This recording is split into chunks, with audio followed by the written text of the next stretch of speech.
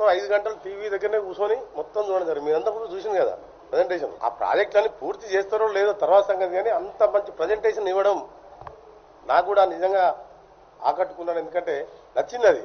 అభ్యంతరం ఉన్న ప్రాబ్లమ్స్లో ఉన్న ప్రాజెక్టులు ఆపేసి రీడిజైన్ చేస్తే పొరపాటు తప్పేం లేదు.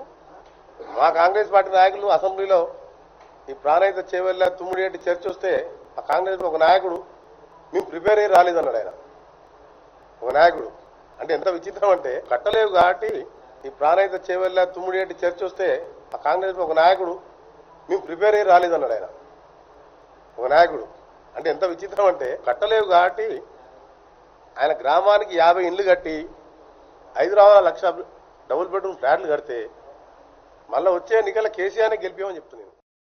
నిజంగా భారతదేశం గొప్ప సెక్యులర్ భావాలు ఉండే దేశం. చాలా సంతోషం కలుగుతుంది.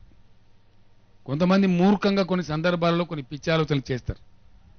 నిన్న నేను అక్కడ నర్సింగ్పల్లిలో బాజిరెడ్డి గోవర్ధన్ గారి నియోజకవర్గంలో ఆడ స్వామివారి ఆలయం అక్కడ పోతే అందులో నిరంతరం నిమగ్నమై పనిచేసేటువంటి ఒక ముస్లిం అబ్బాయి జస్బీరో జకీరో ఉంది ఆయన పేరు. ఆ ఆలయం నిర్మాతలు కూడా నాకు వారిని పరిచయం చేసినారు. ఎంత గొప్ప విషయం అది.